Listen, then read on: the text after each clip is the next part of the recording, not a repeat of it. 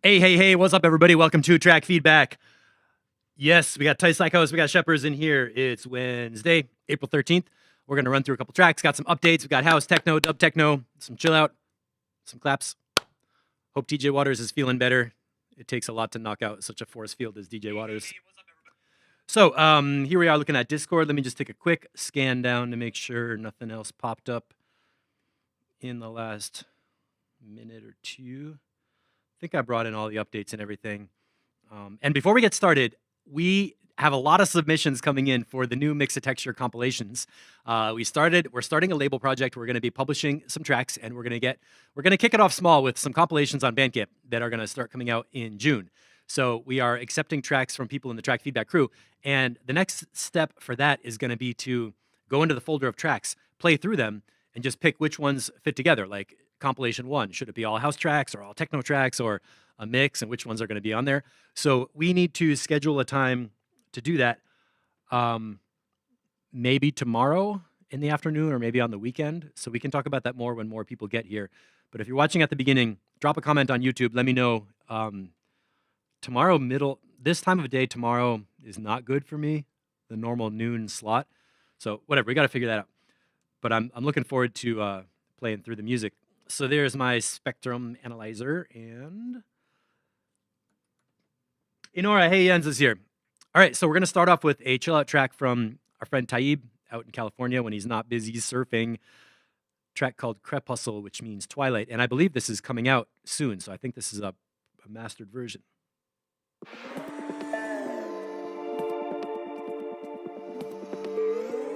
think I'm going to turn this up a bit.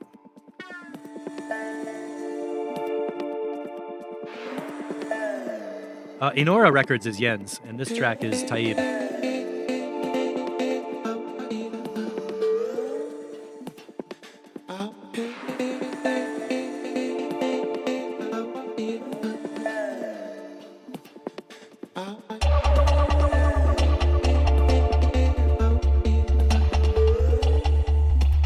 That spring reverb kicks in like a nice old reggae track.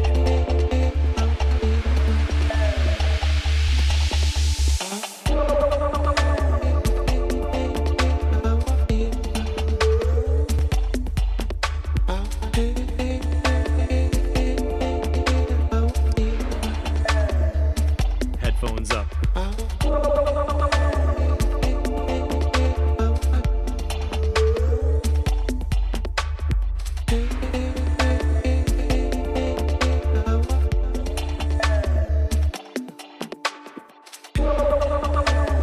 All right, one thing I can point out, I'm going to do a little mini lesson right here, because I talk about Spectrum every time, but it is so completely useful to identify where is your kick drum and where is your bass line and how do they fit together.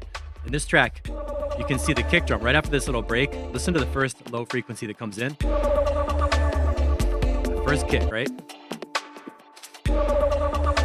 Put the mouse on the Spectrum, you can see that kick is about 48 hertz. And then the bass line is up here a whole bunch above it at like 75 hertz. So it's a really clear separation where the kick drum is like all big by itself on the bottom, and the bass line is above it.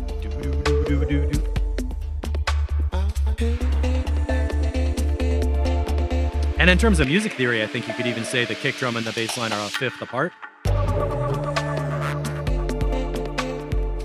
G, A, B, C, D. 5 notes, a fifth apart, a perfect fifth, or a 3 to 2 interval if you're looking at the actual frequency relationships. So that would be 50 to 75 or 48 to 72. It's math. It's cool. It works. Shepherds, great vibe, but the kick could have slightly more power. It is a big bass line. It is a big dubby track, and the kick does not feel massive.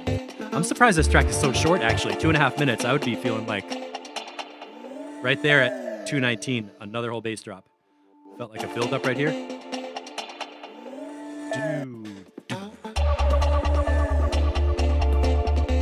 Yeah, like this, when the bass line comes in first before the kick drum, I'm not surprised the bass is so big and the kick is kind of a secondary sound.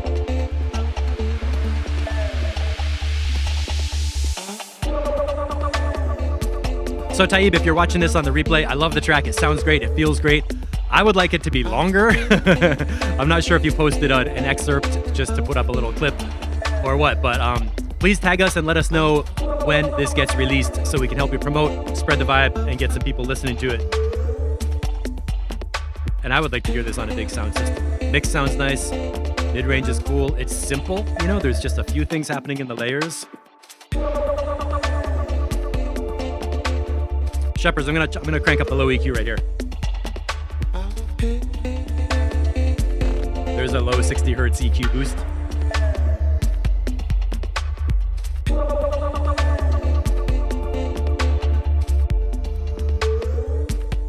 I hear what you're saying. The kick drum could be a little bigger in the mix. I'm not sure if this track is available for another mix session.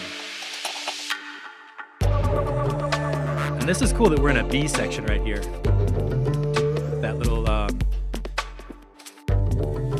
upright bass, kind of wooden fretboard sound.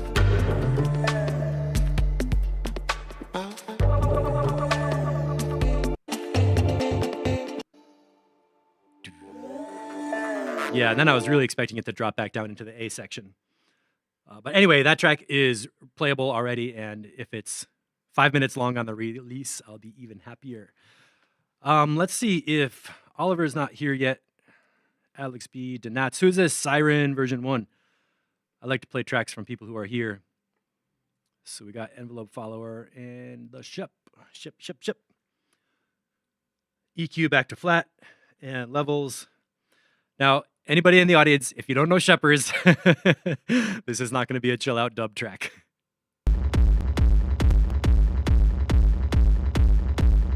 Ah, look at that. Bzz, bzz, bzz. I like it already. Matt Schultz, awesome. Pull you up front.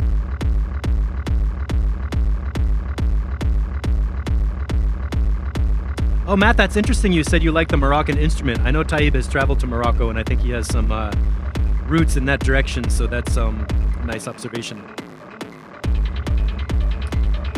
Let me push this up a little bit. I like the inside layers. There's like a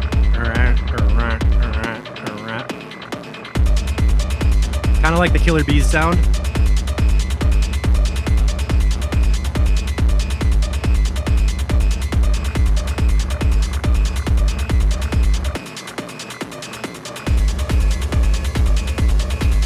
Nice layering. High frequency sound. Feels like being on a train. You know, if you're on a train with kind of older tracks, it's like.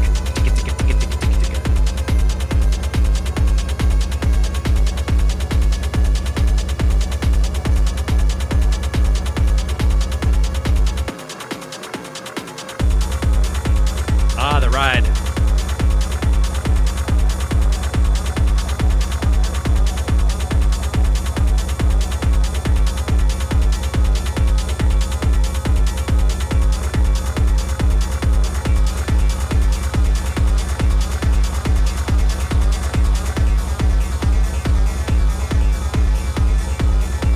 Oh, Matt, he told you in the comments. Okay.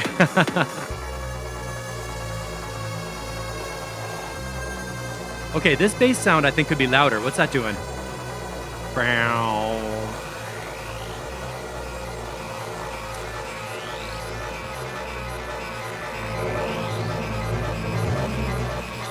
There's something that's doing like a sort of a dive bomb, like.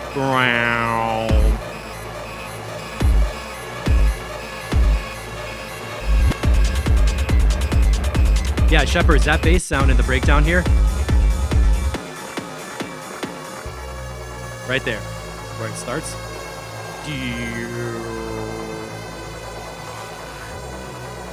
You could make that a lot louder and have a big bass like move through you, you know?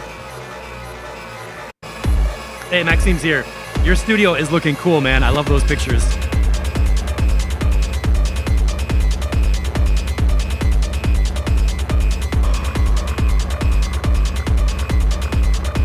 I like the kind of out of rhythm elements, like going against the straight 4.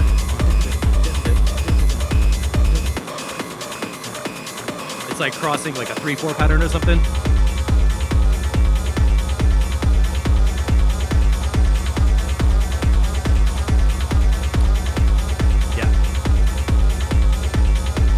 Okay, so the kick drum is sounding good. The rumble around it is good. The percussion layers are good. And the middle synth buzz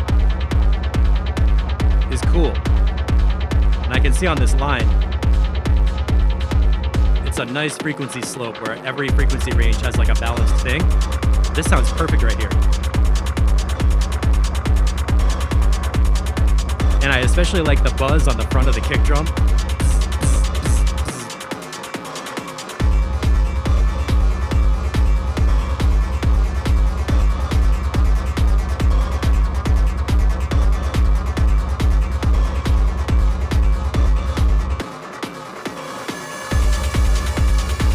Yeah.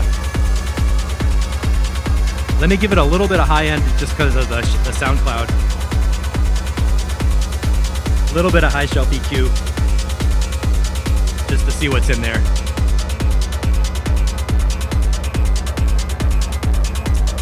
I like the percussion with a little more brightness. I know this is maybe a SoundCloud issue of their sound.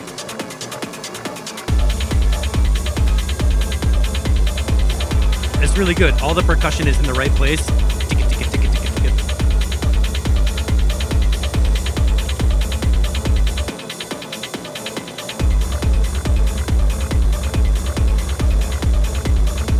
Hey, Paul's here. What's up?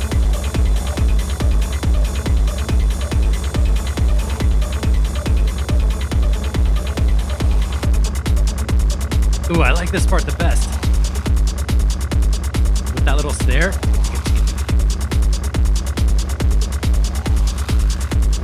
And that sound, it goes like wider. That one, nice stereo field on that. This is version 1? I don't believe you.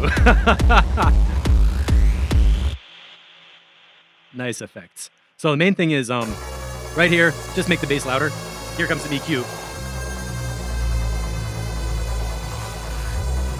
Wow. That could be a lot more fun. And I'm wondering, this last part with the,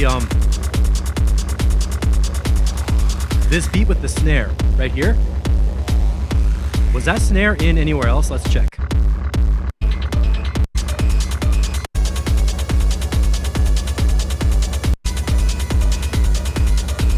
I guess it's in right there, right?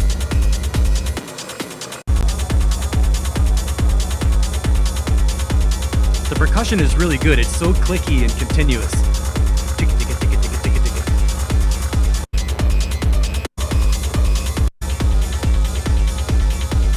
I feel like I don't hear the snare here. Oh yeah, it is over there. It's so nice when it comes clean right here. It sounds like almost like a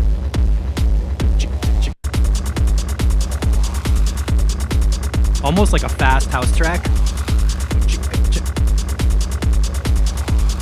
Okay, it's good. Yeah, it's good because the snare is like that rhythm is there. There's something happening on the 2 and the 4 beat, but it doesn't have to be like a huge clap kind of thing. So I really like the placement of it.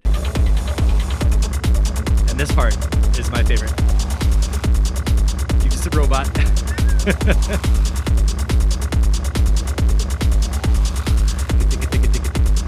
Oh, we do one takes now. Yeah, everybody put up your version 1 and publish it. And then right here,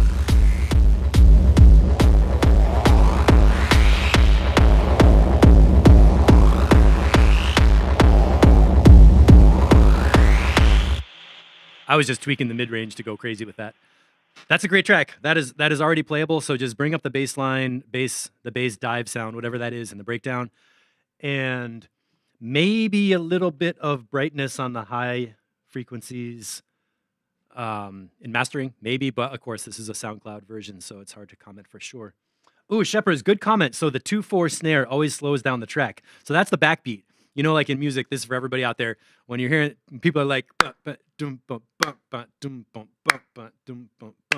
that clapping on the 2 and the 4 is the backbeat because you're leaning back on it. So that, it's interesting you say that always slows down the track because, yeah, for techno, it makes it feel like it's half as fast instead of being like on every beat.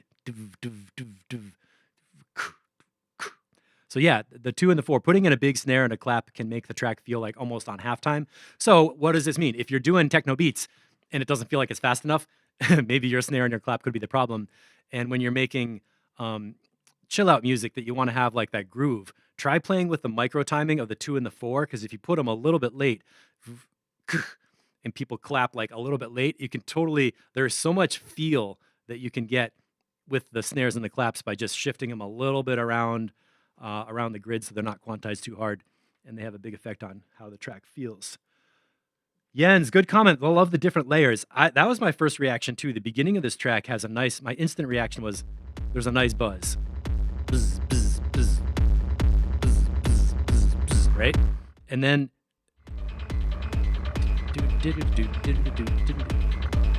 there's like, let's cut the kick drum out, just see the layers.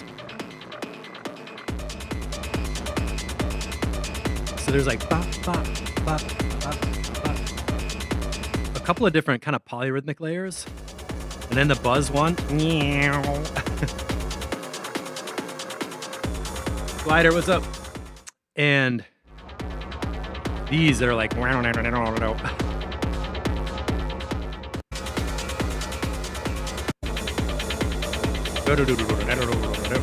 It's like that blubble, blubble, blubble. A great thing about Shepard's tracks is they're always coming through solid with the kick and the rumble and the groove. And then, like, if you were listening to a whole hour set of all these different tracks, it'd be kind of like you were moving through these different buzz layers that are polyrhythmic and just swirling or bubbling. I get the feeling like it's like bubbling static or something. Glider, you got to join Discord in the Track Feedback crew, and we review tracks from Discord. And let us know what your name is on Discord so we know who you are, because sometimes it's different on YouTube and everything. Shepherds, the only thing that has groove applied is the bass layer. All right. Make sure I press pause. Cool. Let's keep moving on and check out some Envelope Follower. This is track is called From Within version 2.2. EQ is flat.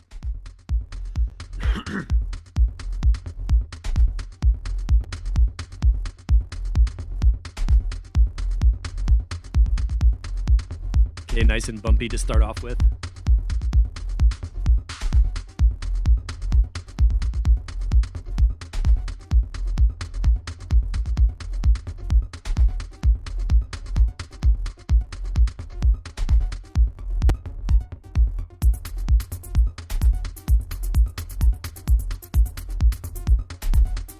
What's this tempo?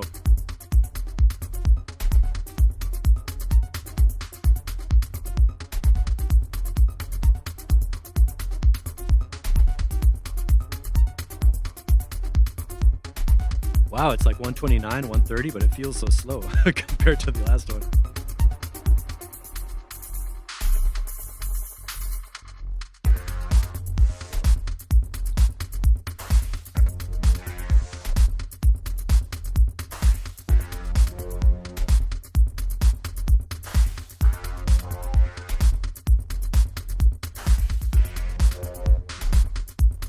Buzzero, gotcha.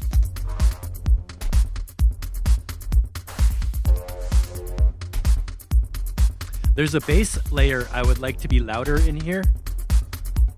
The kick drum is really big, and it's okay, it sounds good. But there's something in the bass layer, it's like a... Maybe we'll get that by itself and hear it.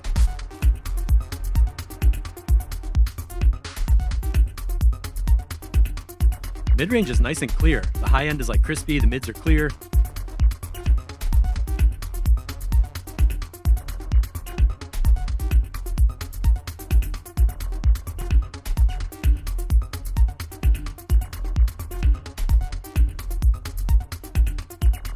It's kind of blippy.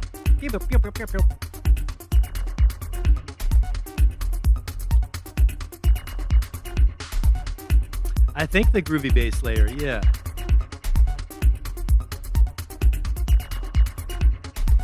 There's something around 200 and down.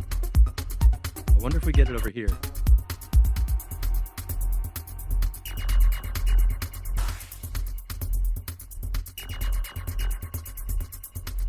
No.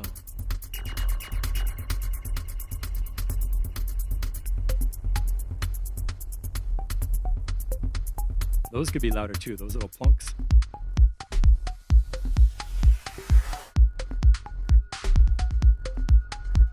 Good sound effects happening. Okay, Jens, those little plucks can be louder. Boop, boop, boop. And the sound at 1.45 hertz or kilohertz could almost have a notch EQ. Don't let that get too out of control, because that sound is really gonna peak in your ears and be like.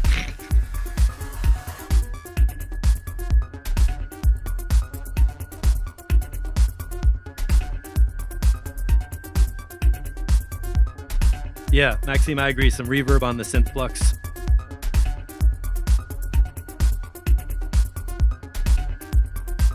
I don't know about this lead sound that's like a whistle, like right here.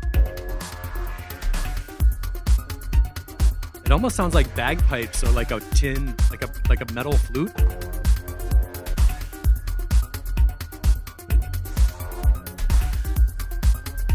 Because that's a sensitive area and the tone of that instrument is kind of really peaky right there. I might change that synth to a different waveform or a different synth patch or something kind of softer that has more overtones, so it takes up more of the frequency range and doesn't come through like a needle, because it's really sharp. Hey, DJ Waters made it.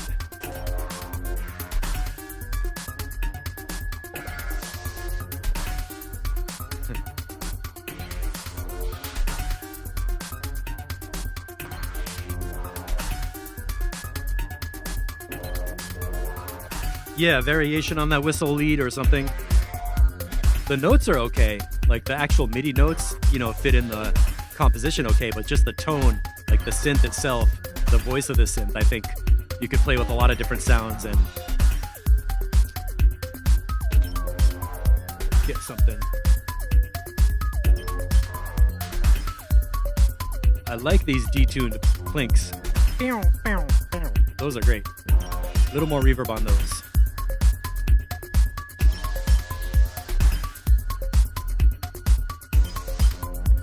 And there's this one rhythmic element I want to identify that feels like it's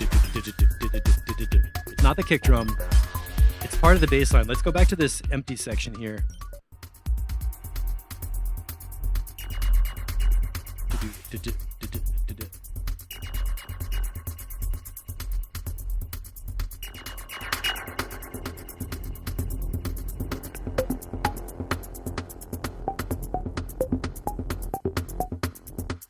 That's it, right before the kick drum right there.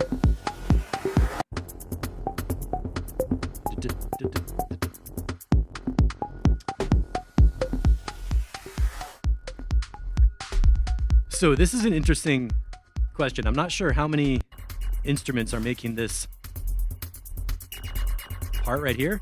There's a low sub that's like whoa, whoa, whoa. I would treat that as like one extra channel.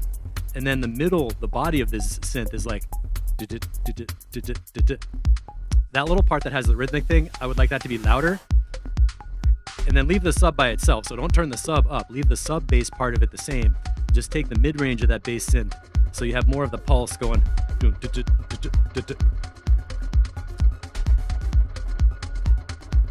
Which could be a great place to use multiband compression. Where you have a complex sound with a very full frequency range and you want to treat the different frequency ranges differently. That's a sound I would definitely multiband. And again right here.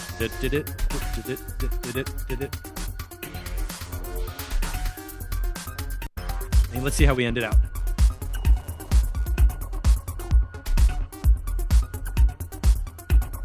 I like the percussion.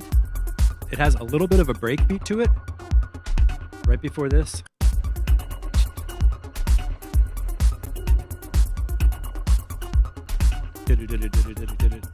Right here. That's cool. That's an interesting breakbeat for this kind of thing. And it draws you into that clap. So, good high frequency percussion. Great synths right here.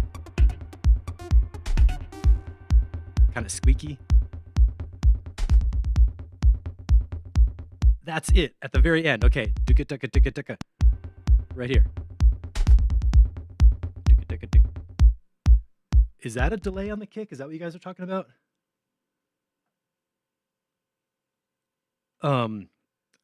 That part at the end is exactly the rhythm where I would say like the kick a little bit lower and the other part. Fuck. You know what I'm talking about, right? After the squeaks, right here. Whatever that little extra rhythm is after the kick drum, turn that part up louder in the whole track, and that'll be great to keep the rhythm even more like duka duka duka duka duka. So that part louder, the really piercing needle whistle sound. Change the synth on that one, possibly a little more reverb on the ear candy effects, possibly bring the kick drum lower. The kick drum is great, but it's kind of like a little bigger than the rest of the track, so just kind of take the rest of the track up compared to the kick drum, and that should be good. Oh, so not the kick, that's the toms and the hats, actually. Not sure if the comments always have a delay, so I never know if people are commenting to each other or if they're paying attention in class. Maxime, great. Yeah, good potential in this one. Keeping it more simple will do the job. Yeah, what detuned synth, main character. There's a lot of good comments in there. I would mainly focus on the sonic parts.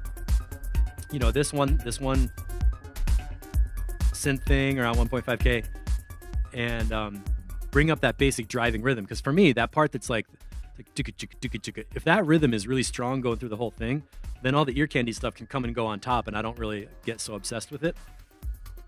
So rework the sounds a little bit and see if you have any feelings about the structure, and bring that back on Saturday. But great beginning. I mean, that's even playable right now, and I might EQ it on the board when I was playing it. Delay on those. Cool. All right, now, Mr. Matt Schultz, EQ back to flat. Let's guess the tempo. That's my telepathic guess.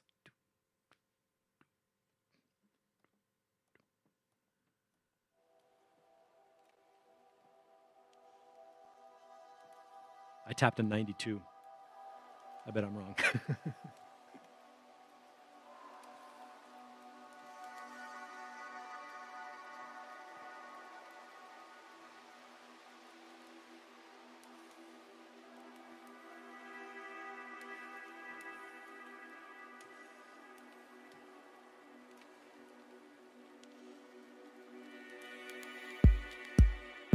Oh my God.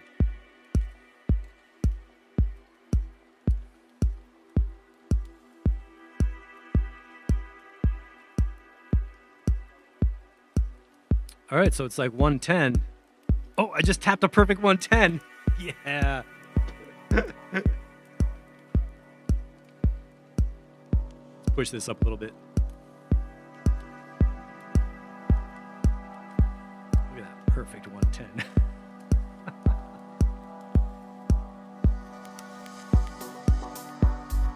Hi-hat louder. That's my first reaction.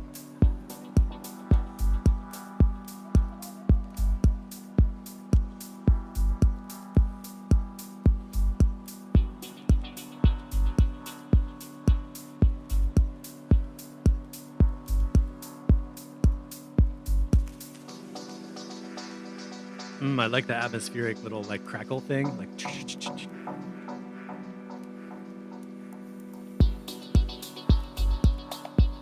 Yeah, man.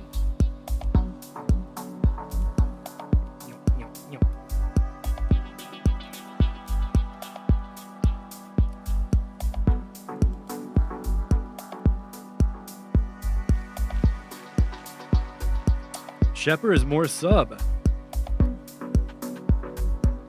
I mean, I'm in headphones, so, you know, take that. But I was thinking I like how the kick drum and the sub fit together.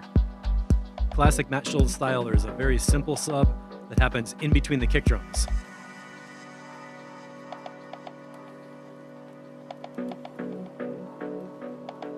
Good dub chords.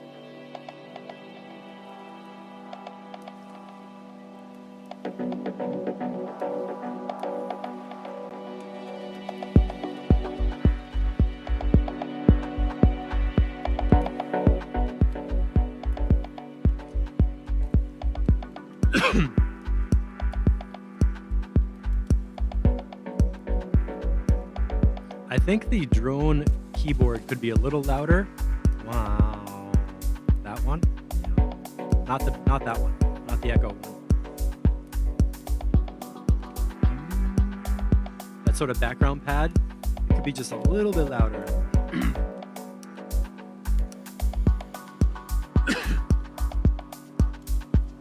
Yeah, this background synth, not the stabs here.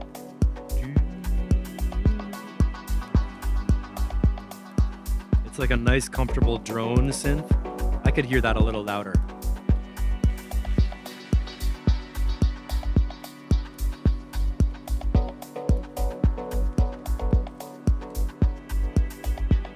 This track feels like if you're laying on the carpet and it's a really thick carpet and you're like digging your fingers into the carpet and your fingers go like this deep. So if you could make the carpet a little deeper, Matt, so we could dig our fingers into it. Carpet music. Like if you had really thick carpet on top of a subwoofer and you could lay on that, just be like. That's pretty much how I want to listen to this music. I think the high frequency percussion can be louder too. There's a cool little shuffle in there.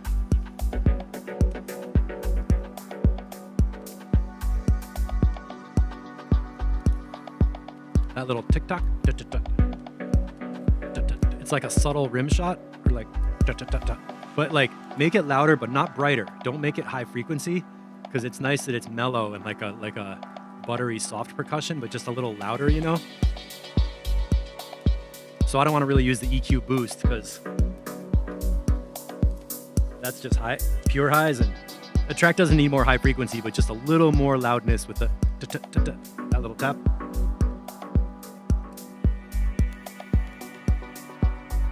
Great atmosphere. The feeling is perfect. The mood is great. The flow. Look at this. 5 minutes. We're chilling.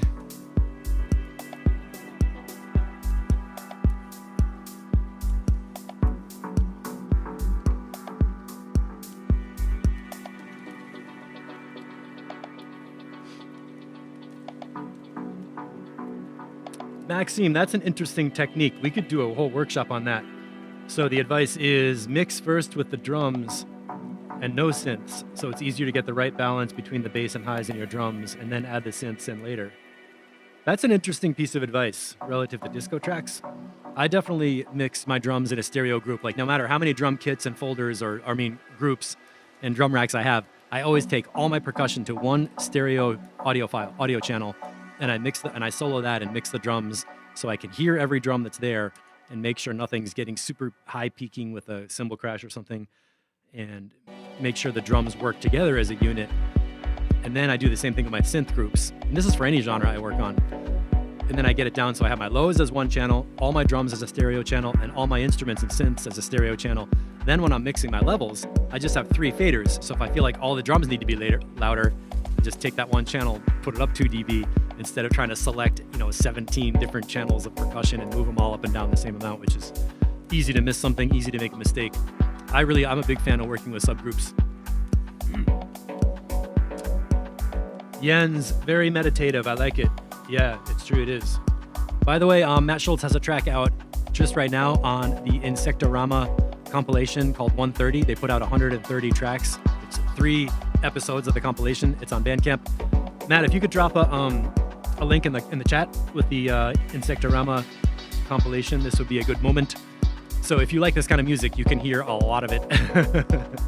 Shepherds, I like that, a C4, C5 pad. So Shepherds is talking about the octave C, the octave 4 or 5, with a pad or a string sound for kind of a melodic element.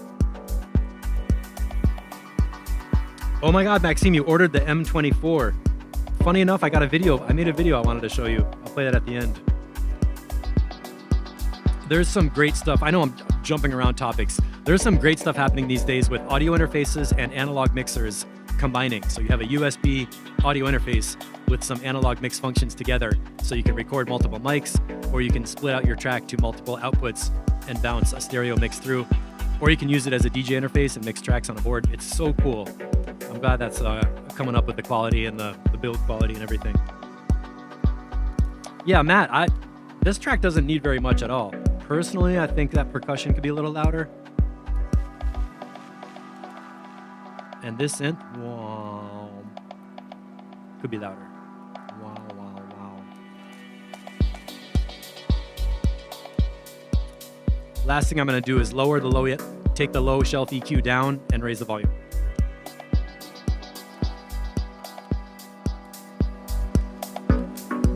So we basically get more of everything else and keep the low end big.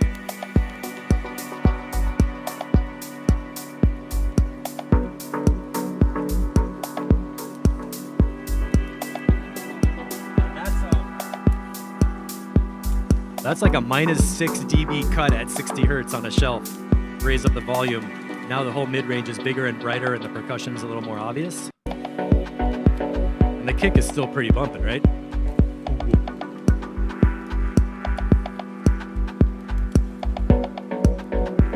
All right, that's cool, Matt. I'm impressed. That's playable for version 2.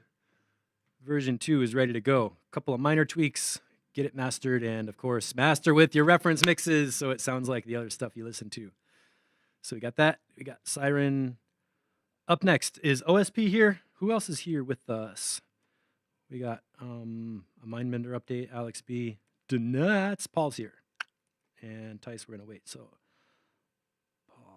Sunday dub, original mix. This is a final update of the master, I believe, right? EQ is flat. Here we go. We're creeping around the dub universe today, I guess, huh? Whoa. I'm going to check the Discord notes real quick.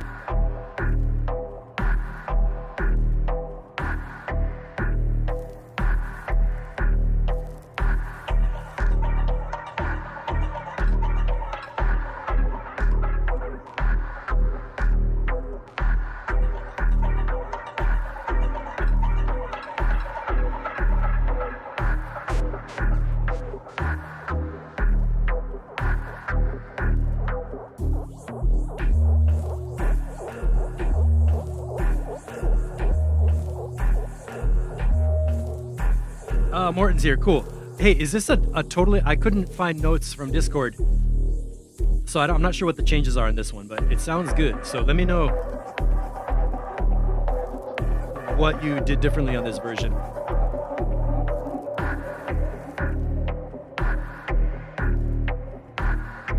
Yeah, it just sounds smooth.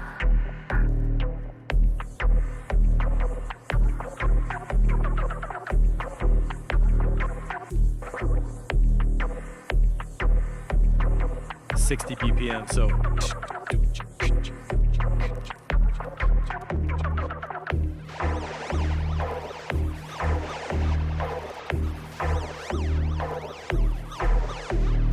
yeah, some dark lyrics.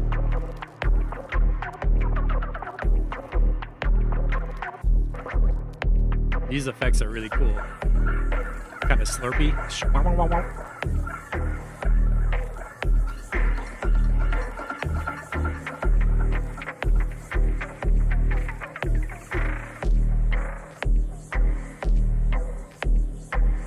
Yeah, sounds ready to play. I would totally mix a house track on top of this. That would be some kind of cool minimal. Oh, this is the master. Okay, thanks. So more bass and definition and some dust and crackles. I'm enjoying it. The clarity is like, there's like this detail in the high end effects and slurpy kind of.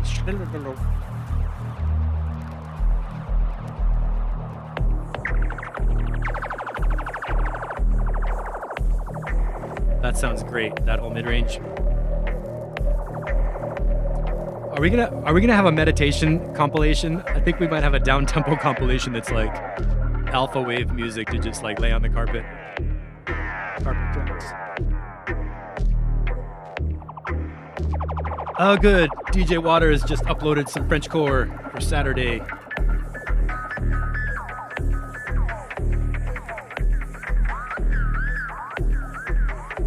Right there. The frequency of the day is 1.5 kilohertz. I love that. That guy.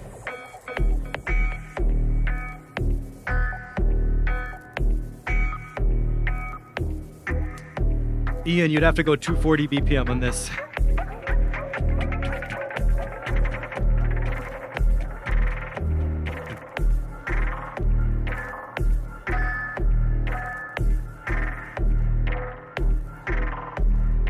I could sit in this all day for real.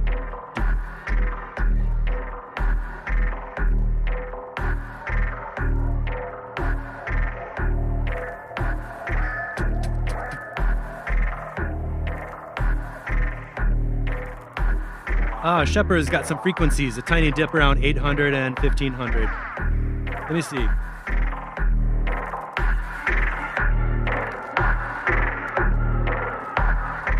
Okay, here's EQ around 800. I'm going to boost. And cut. And boost. Yeah. And cut. And back to normal. That was a good observation. 800 hertz can be tricky because some sounds 800 is beautiful, and other sounds 800 sounds like empty and like wah wah wah. So that's a good observation. Yeah, some resonances. Oh, Paul, we got the stems on Discord. Everybody up for grabs. 60 BPM, 120. Yeah, Shepherds, I did a really extreme cut and boost to kind of show off the feel of that mid-range, but a subtle thing.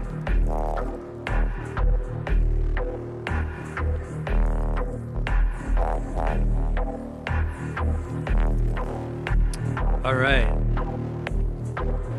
Let's see how we get to the end of this one. And I like the crackles.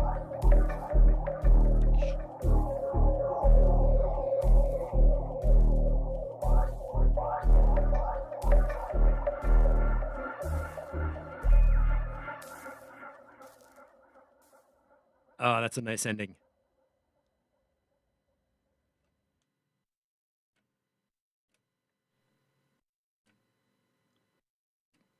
I got some USB key.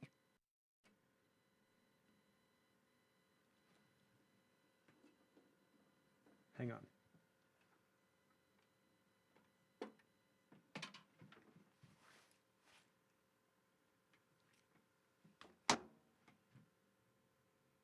Okay. That was like a USB ground loop. I had another device connected that was not turned on, and it was making that ding ding. I'm not sure if you could hear that, but I heard it. John Madison just jumped in, digging the vibe. Yeah, man. You know what I would do with that track? Totally is keep it a playable version like this. And then just for fun, at one moment, I would bring in like a hi-hat loop from a house track on top. Just like, not the kick drum though. Keep the low end the same, so it's got that like elephant pulse. But a little hat snap. I think that'd be fun. Kind of add like a little spice layer. And then of course, put the top loop up into a delay and mute the original so you have like the hi-hats. Sort of play around with it. That's great, Paul. It sounds amazing. Really good progress. That came together really well. I'm glad to hear the master. And Morton, I don't know, the 800 hertz thing, I didn't notice it until Shepard said so, and then I played with it and I could hear what he's talking about, but it wasn't one of those things where it was a problem. So, you know, that's a fine line, and I'm not sure I can really comment on mastering in headphones from SoundCloud. But it sounds definitely playable and a really nice, beautiful vibe.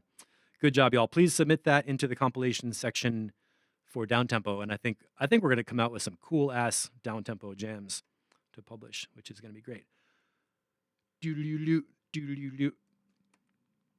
Let's do "See It in You." and we were talking about 9.14 kilohertz. There it is.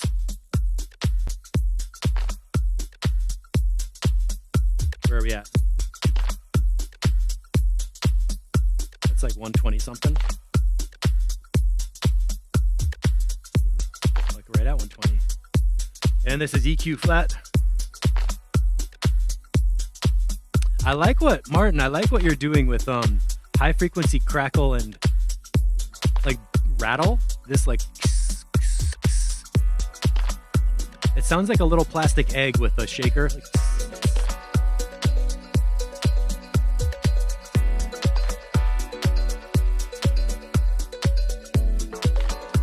Ian Waters, what are you talking about? Yeah, Paul, definitely submit this in. That one's going to be a nice addition to just keep everybody on the carpet zone. Man, Morton, this sounds amazing.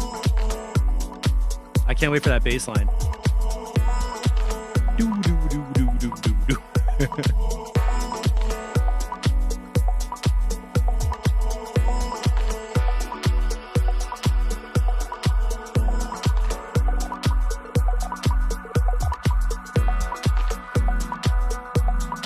Long effects tail.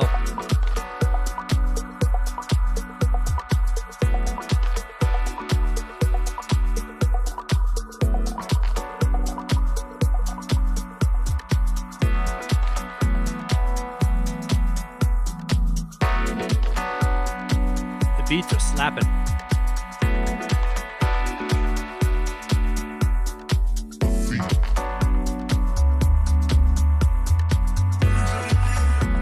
Nice. I hear it right there. Oh, that's much better up at that top. Perfect. You got it. So in the previous versions, everybody, if you didn't hear it, this vocal had a sharp right up there around 10K. And you can see it, but now it's part of the sound and it fits with the groove. And it's not like... All right, good. Morton, you nailed it.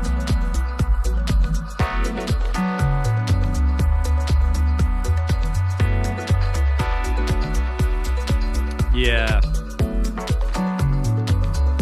That slow burn on the keyboard, a little bit of crunch on there.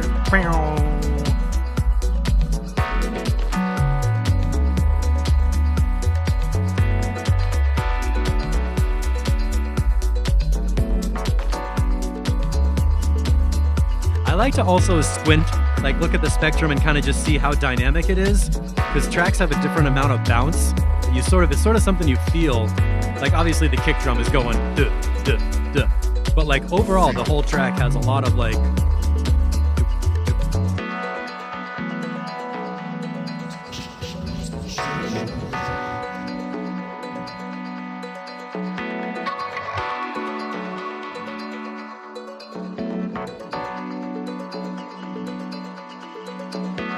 Ian, stay with us, buddy, with those bags of Valium, man. Too much partying.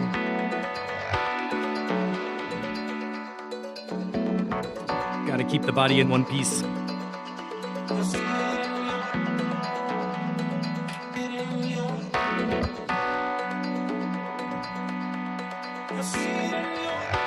Yeah, this sounds great.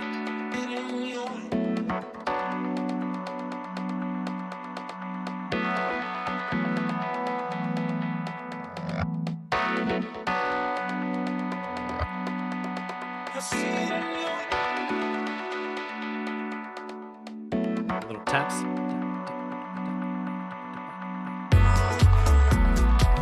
Playable. This is going out. And that bass line. This is cool, man. We're going to skip ahead because it's 11 minutes long. But you definitely, Morton, you got the essential updates done.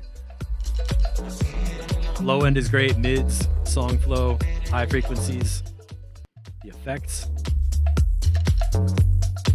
that groove, bonk.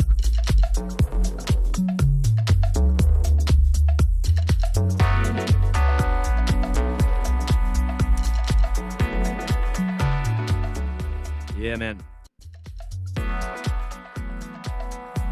I want to play this one and mix in different vocal samples on top because there's so much time. You could have people like saying stuff. Yeah, this is great. Oh, yeah. That long ending.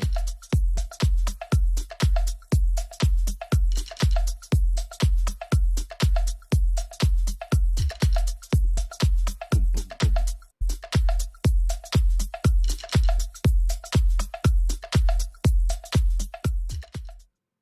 All right, cool. That was sort of a fade down ending. It just sort of stopped. But that's great. Very playable. Definitely good. I hope everybody is submitting these tracks for our compilation because everything we're playing today is something I would be proud to put out for other people to hear. Unless you have a different label and you want to release it on, which is cool. We'll help you with that too. I mean, pushing it out there. This is not a competition scene. This is like, let's take the best music and make sure everybody knows it's out there. Okay, Oliver Spectrum. Always coming with the slamming beats.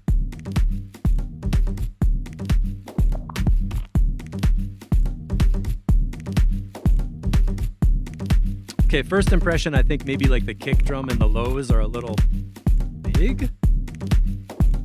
The kick is huge. Let's see where it goes. Oh, Tice is back. All right, cool. We saved your track.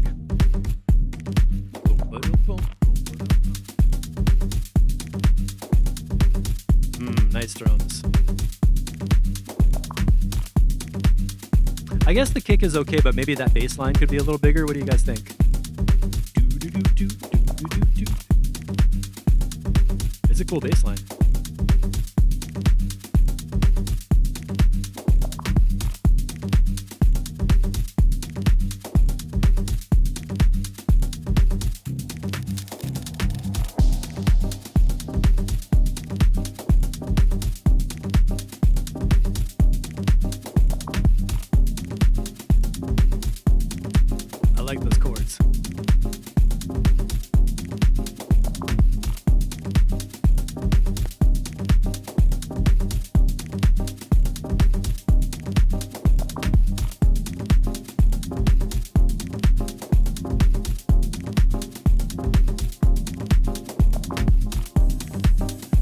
Oh man, that cymbal. Nice and like subtle, right? It's not like a big ding, just like.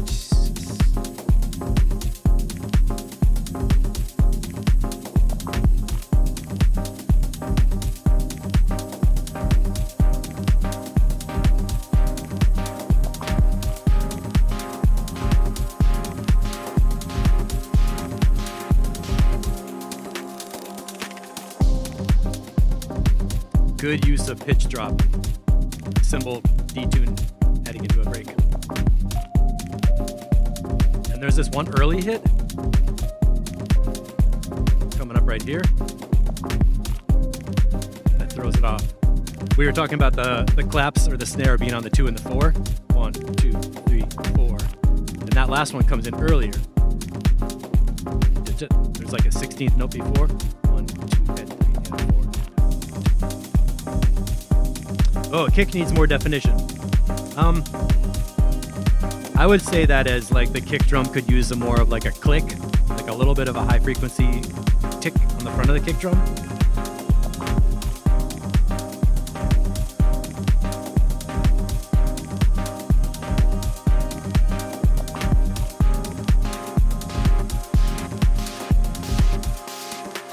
Yes, open that filter.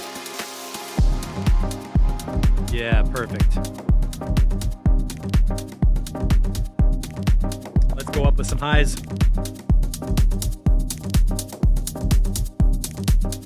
I think you could just take the existing kick drum and EQ the top of it up a little bit. Bring that out a little bit. That was a great climax. We had these sounds where the filters kind of opened up and grew, went up into the reverb.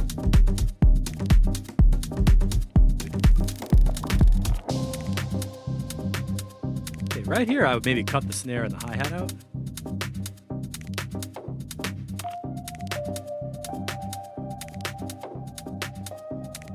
Matt Schultz put that one out. Yeah, man.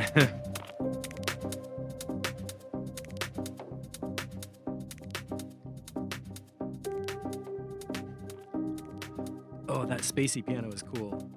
Good. The beats are fading down, so that's a nice ramp.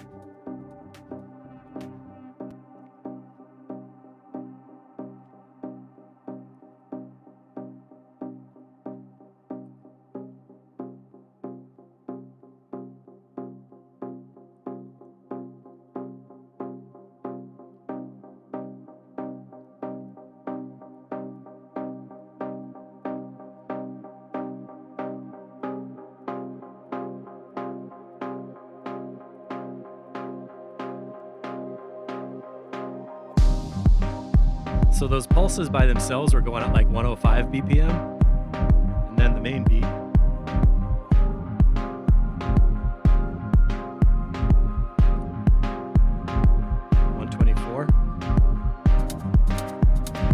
Just tapped a perfect 125. That's interesting. This polyrhythmic stuff that's been happening today, Shepherds was doing it.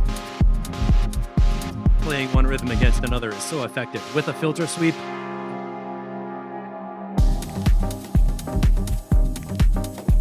OSP, Master of Rhythms. That little early one, back in. Solid. I don't know, I'm gonna say I want the bass line a little bit louder, and Shepard's tip on the kick drum with a little more of a click. Up to you how much.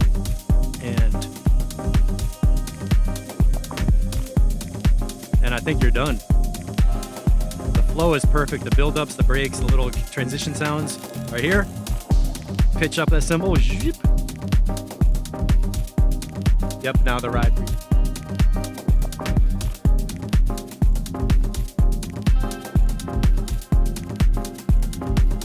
Kind of got us in the zone.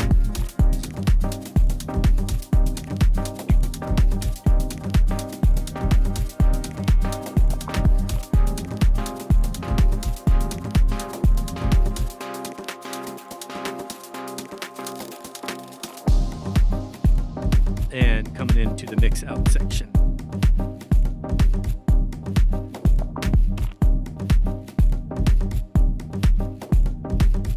Drums sound great.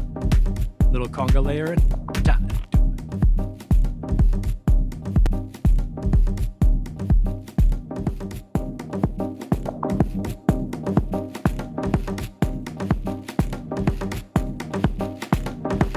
And that scratchy kind of percussion is cool too. It's like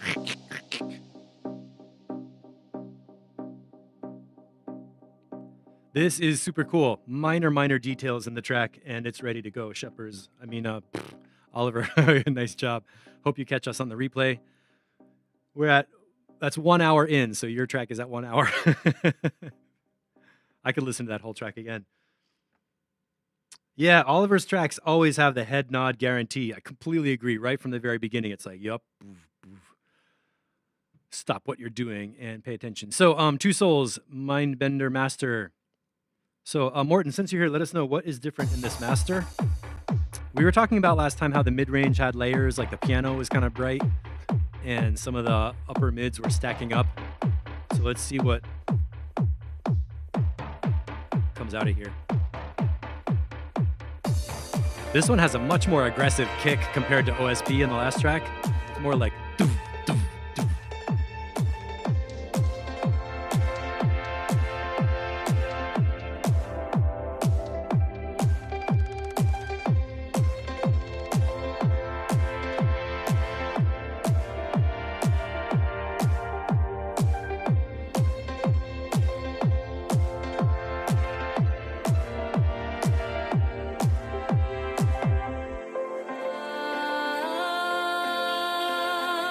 Yeah.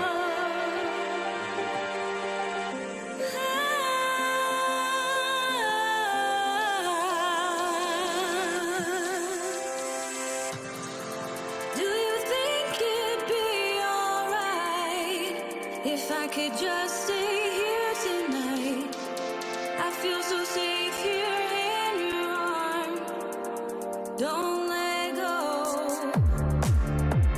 My heart's racing. My hands are shaking. Nice bottom.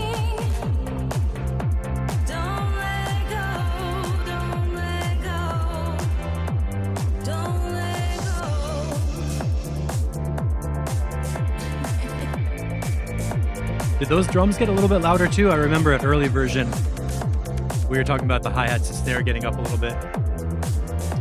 Matt Schultz, done and ready. Cool, let's skip out a little bit.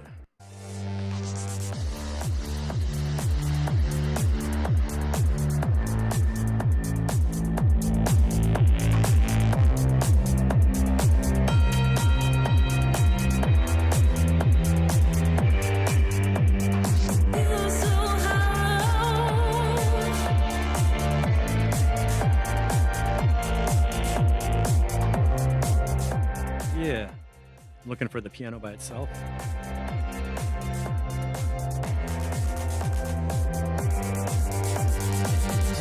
Yeah, vocals are amazing.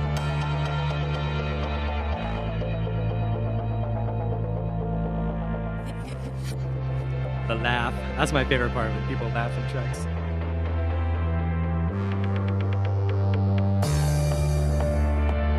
Let's go through this build up and see where it goes. Yeah, that piano is noticeably different now.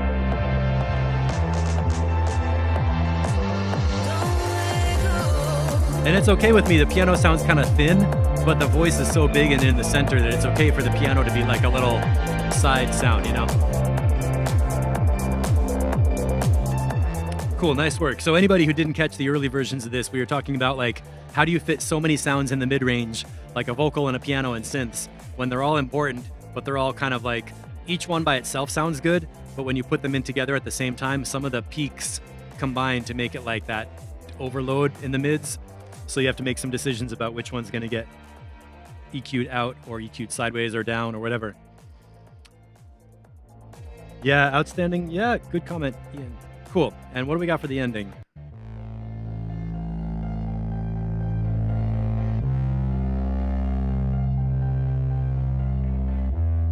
I like that bass.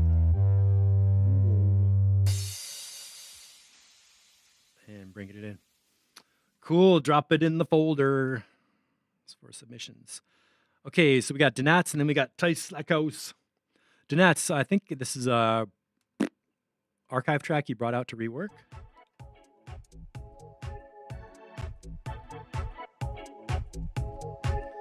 Feels like a party jam, right? Hope we're gonna get a kick drum in here.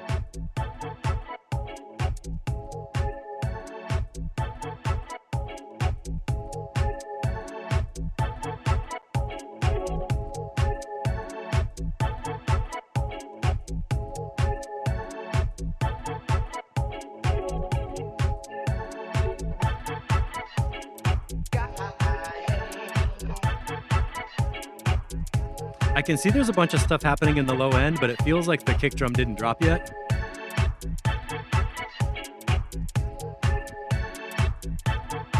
So let's see what happens. Still in the first minute. I'm hopeful. Come on, kick drum, right here.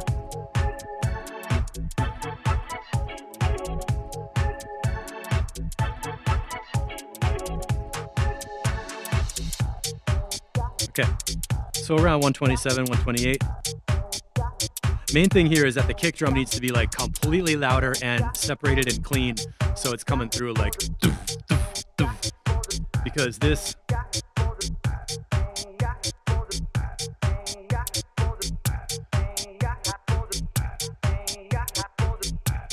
whatever is happening in the low end is not distinct as a kick drum. It's more like whoop, whoop, whoop, whoop. Oh, what just changed? Okay, that got a bit different.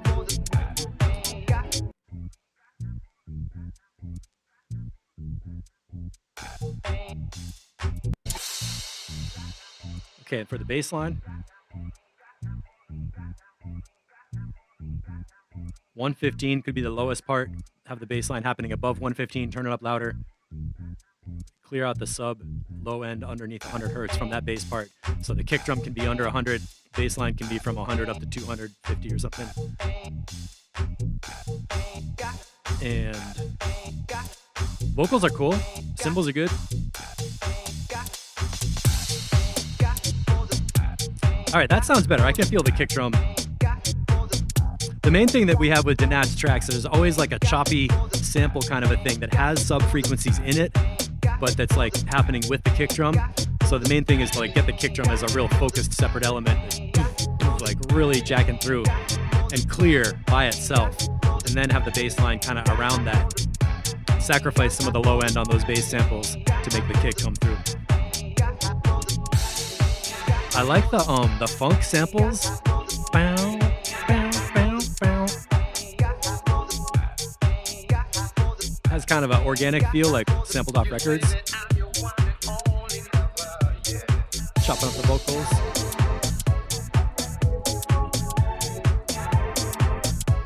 Yeah.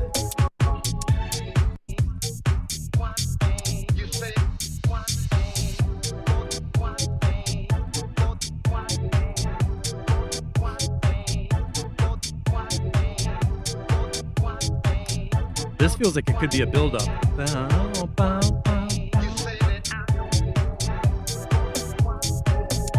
Nice double kick drum, a new open hi-hat.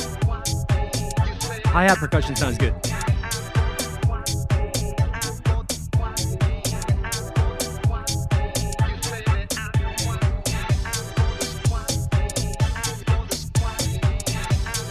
That's good.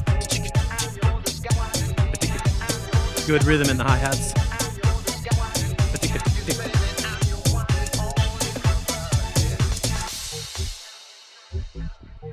And there's the sample with too much sub. That's a cool bass part, but the frequency range is wrong. So something. That's a great rhythm, but it needs to be like in a higher octave so that the kick can be super huge. Boom, boom, boom, boom, boom. Shepard is too much in the sides and the low mids. So the low mid range has too much stereo width, maybe? These hits, those are awesome. That's great. That's like a happy sound. So it has that disco vibe, the disco brightness. Let's get the low end working right. And I think there is space. Around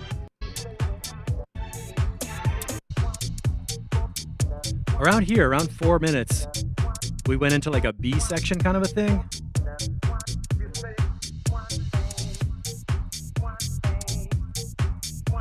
This is nice and deep. Matt Schultz, considering it done. Yeah.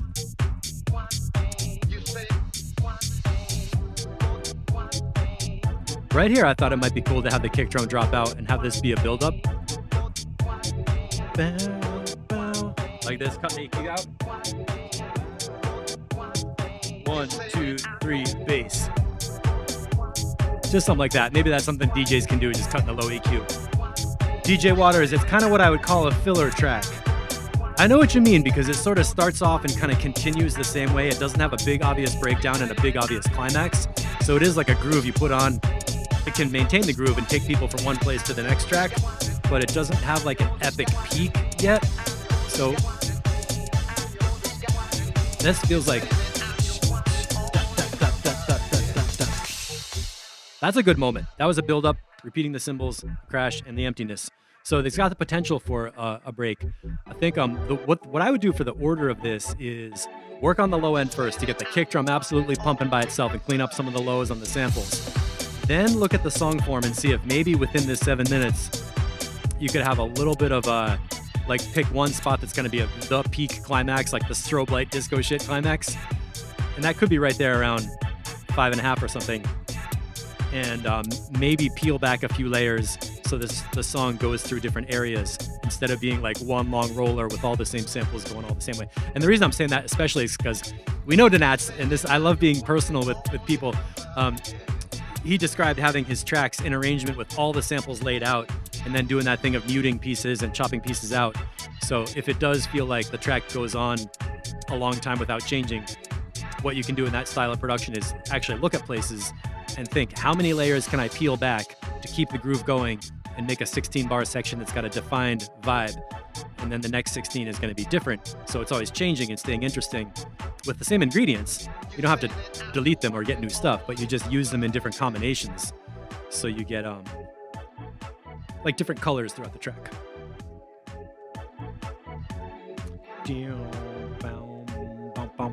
I like that hit. That's cool. It's a happy track though. I mean, pretty much all Donat's stuff has like this happiness. I think of it as like almost like a yellow, like a bright yellow kind of a track, instead of like purple. You know, the the dub we were listening to earlier is like dark blue, deep purple underwater. That's just how I feel about it. So cool. That one, a little bit of mix, a little bit of arrangement. Bring it back on Saturday and check it out. Maybe one more master after that. It could be done. Could be done this month. And finally, the Whiteout. I think I was playing this in those DJ sets I was doing last winter, right? This is the mountaineering music. Oliver, you're here. Where'd you come from? We did your track about 15 minutes ago, and it sounded freaking good, man. Check the replay for the notes. It really sounded good.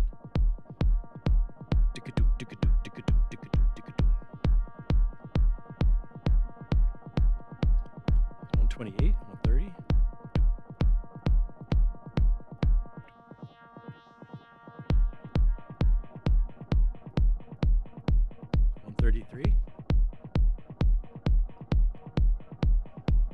Oh, Ian Waters. Yeah, keep a set of vocals to throw on top and make it different. DJ Toolbox. So Tice is going to come back and take another mix on this after having the room treatment put in. Is that the idea?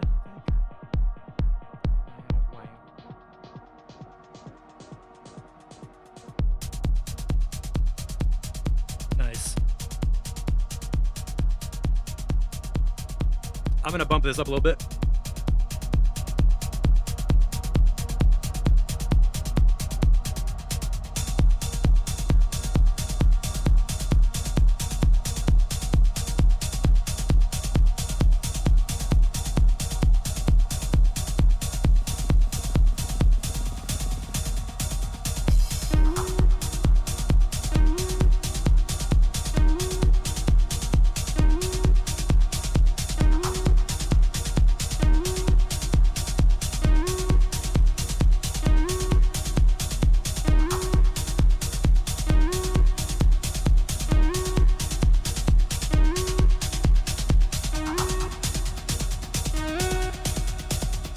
What is that sound doing?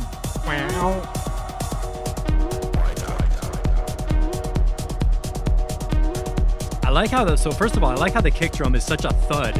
Like some kick drums have a pitch, it's almost like doo doo. This one's just like dropping a rock, like boom, boom, boom.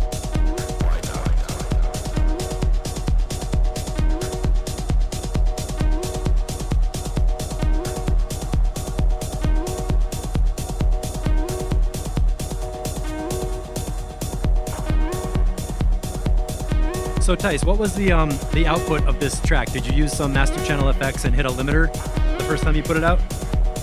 I mean, when you exported this version, because it does look like it's pushed up to a ceiling, and then it's like kind of. Oliver said clipping noticeable.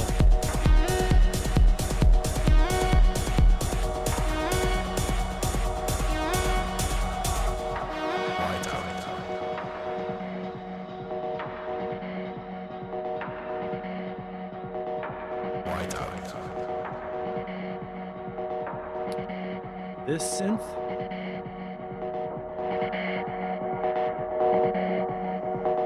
I would go around 800 or 900 hertz in this one synth.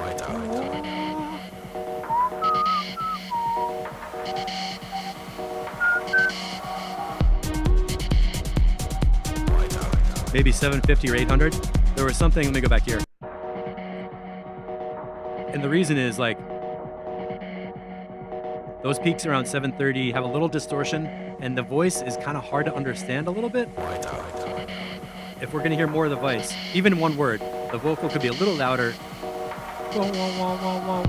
And the resonance on that synth, like little tight notch EQs on that synth to pull those pointy parts down.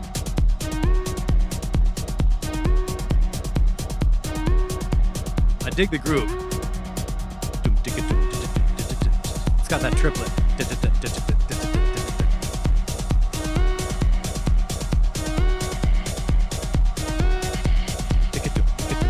It's got the groove.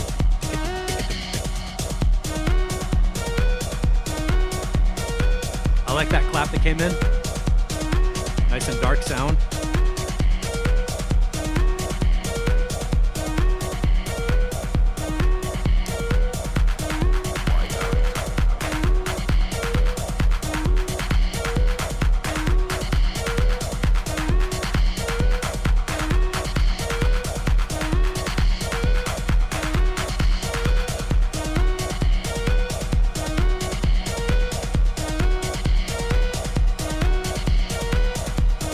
This synth. Yeah. Good, good, good. I was about to say it would sound good to have a filter moving, and then it just happened. So I like that.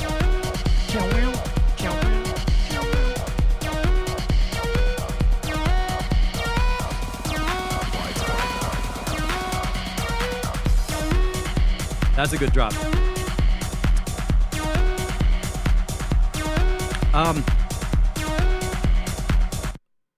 Right where I said that's a good drop, I think that synth should stop because it was going and it built up and the filter opened and then there was a drop thing. I think that would be a good place to cut that synth out for a little while and have a break of not hearing it. Let's just imagine that. Because right here it's like growing, right?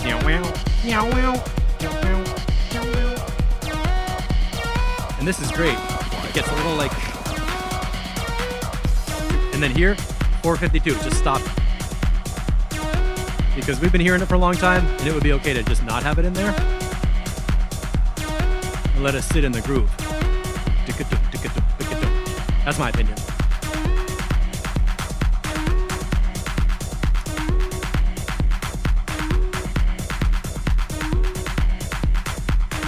Matt Schultz, good notes on vocal clarity. Yeah. This is what I was feeling, an empty space with none of the lead synth. So sorry guys, I'm gonna go back here. Right there, from 453 to 520, cut the synth, 453 to so 30 seconds. That lead doesn't need to be there. And what do we do here? So vocal a little bit louder. And this part is solid. I like the whoop, whoop, whoop, whoop. It's right there at 643. It's kind of a scratchy upbeat.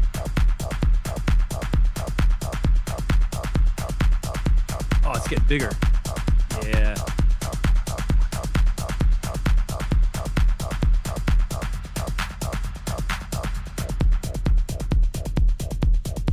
How many times have I said the ending of...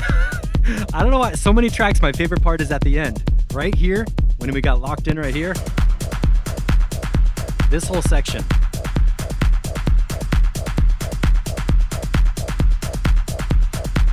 It gets like super repetitive and just like...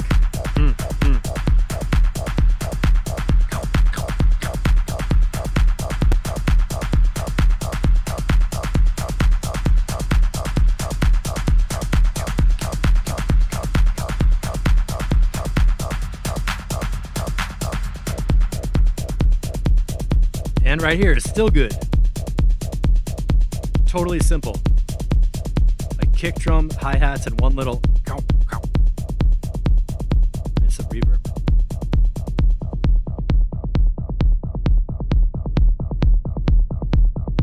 Yep, I could listen to this for a long time too.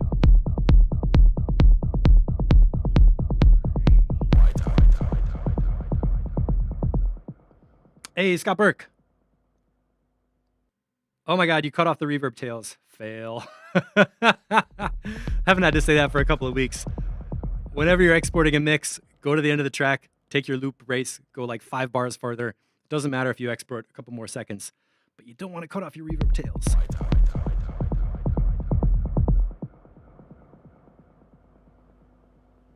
Oh, cut it off. Cool, man. The groove is solid. The track is for real. The white is out. I love it. Not a lot you need to change on this. The main thing I would change is 453 right here.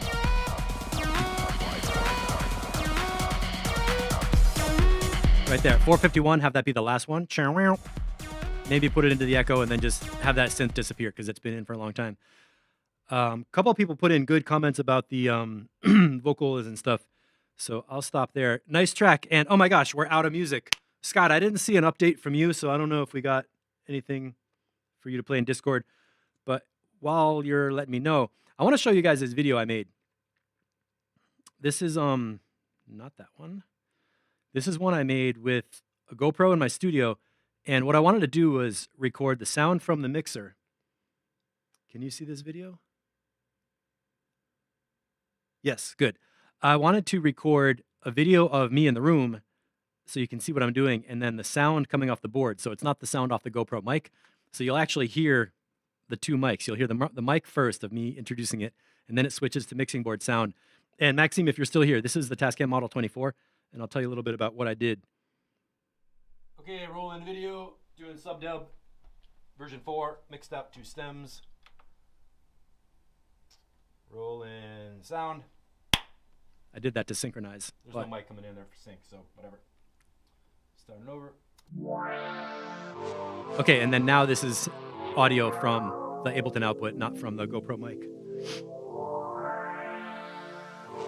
Ooh, my God, good luck with your remix. Oh God, Scott, I hope it gets in. Cool. So what I did was I went to Ableton and I split out my groups. Earlier today we were talking about groups, like the mono low group, the drum stereo group, the instruments group, and then effects. So you can see these 4 faders that are up are mono lows, basically my 4 groups. And I was just recording to an SD card. So I'm doing like Ableton outputs to an analog board, a little bit of analog EQ, and then recording to an SD card to make a digital recording after it goes through the analog board. And this is something you can do with a whole bunch of channels to make a drum mix down to stereo or something. And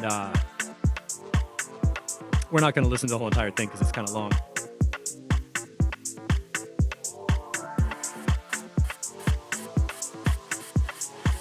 Yeah, busy.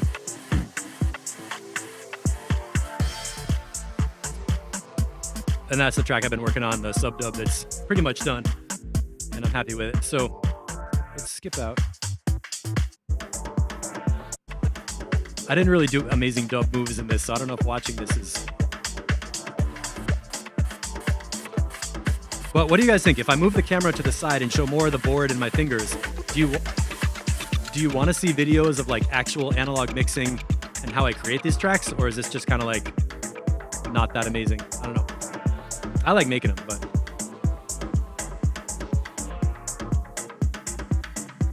Little reverb tweak. And the conga loop. Okay, so while we're listening to that, let me just do a quick little ending promo for anybody who's new here. What you can do is, to get more involved, go to courses.mixatexture.com. This is the Mixatexture members site.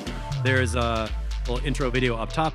And what you can find on here are lessons to follow up and complement all the stuff we talk about in track feedback.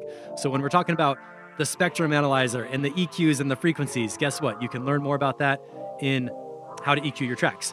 If you need to work on your low end and your bass line, you can grab this course called Sidechain Compression, where we look at what is the kick drum doing, what's the sub bass doing, how to make them work together, and you learn by doing it inside a hands-on Ableton project where you actually download a live pack, open it up, there's tutorials, there's activities, there's examples inside Ableton in a project where you can follow along and learn by doing it. Actually, all these are learn by doing it, hands-on session lessons to explore sound design with like 808 bass kind of things, a lot of bassline stuff, and up top, my favorite course, Basic Mixing for House and Techno. This is the strategy I use for gain staging, EQ compression. What?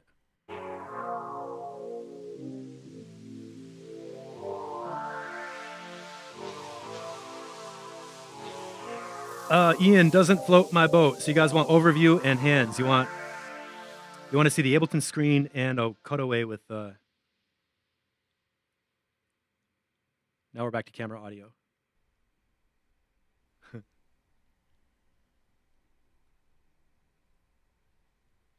So there was a little tiny bit of a glitch.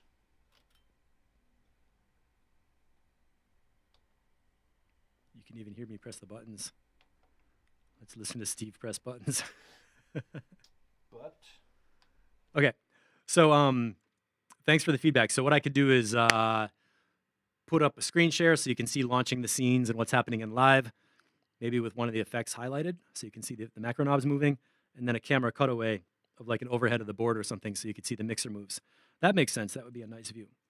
So to finish up, Basic Mixing is a hands-on Ableton Live course where you learn about gain staging, my strategies for EQ and compression, and grouping sounds to get a mix that sounds really good and it's playable from your master channel on your first or second time mixing through it. And what we don't do is strap on 15 different kinds of compressors and multi-band OTT stuff at the master channel and try to make the track louder, because loudness comes from the amps in the room, not from jacking your mix up into the red. And that applies to everything you're doing, whether you're mixing tracks on a DJ mixer, digital audio in Ableton Live, or mixing on an analog board. You always need to have headroom and a dynamic mix that's bouncing up and down, because that's what's going to push air through the speakers and push the speaker cones to push air in the room to make it feel like your kicks are hitting hard. If everything is smashed up against the limiter and your whole mix is like, then the speakers are going to go like that, and it's just going to sound like, and it's not going to sound like a big, deep boom. So you need to learn about gain staging and how to factor that into your mix, which is what you learn about inside Basic Mixing for House and Techno at courses.mixatexture.com. I've heard there's a Friday night version. Yeah. So the last thing we got to talk about before the end today is I want to do a live stream where we go into the submissions and play through the tracks people submitted for the compilations and start deciding which compilation, how do we group the tracks? Because we still haven't really put it into place. Are we going to do compilations by genre with just BPM range and style? Or do we want to do like a whole like rainbow of tracks with some down tempos, some hard tracks, and some middle tracks all on one compilation to show the range of the group? So what I need to know from you all is, when can you be here for a playthrough of the submissions? And it's not going to be a 2-hour thing, because we don't have to listen to every track all the way through. We're going to hear the intro, the BPM, the main drop, the groove, put a vibe on it, label it like this is how this one feels, and then be able to group it. So it should be a little quicker than doing all deep track feedback. Tomorrow, a whole bunch of stuff popped up at this time of day, so I cannot do a midday tomorrow. Friday, possibly 12 to 1, like track feedback time on Friday, or we could do it Saturday after the normal track feedback. So let me know. I guess the choices are Friday or Saturday to play through the submissions and listen to what's sounding good. And let me know your feelings on that so I can make a decision. I want to play the end of this one again.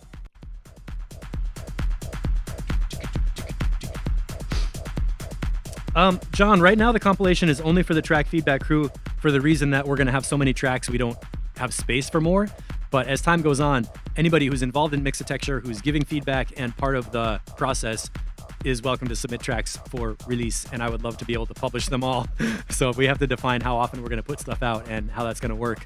But I think there's space for it. So right now, let's say it's track feedback crew people. And everybody, thank you so much for being here. I love seeing the interactions. People mixing, remixing, mastering, working on each other's music, sharing ideas, giving each other good vibes, sending messages. So Scott, 1 p.m. Friday, that would be my 1 p.m. I could do that. I got something to do at like 2:30 on Friday, so it would have to be like a 90-minute or less. What's up my nose? I'm gonna sneeze. So let's say maybe Friday. Let's chat about it in Discord and see what's going to pop up. And that's going to be it for me. Time to go outside and breathe some different air besides my studio funk. Who has studio funk after all winter? Thanks a lot, everybody. Hour and a half, not bad for today. If you have any questions, you can find me at steve@mixatexture.com, and I'll see you in Discord. Bye-bye.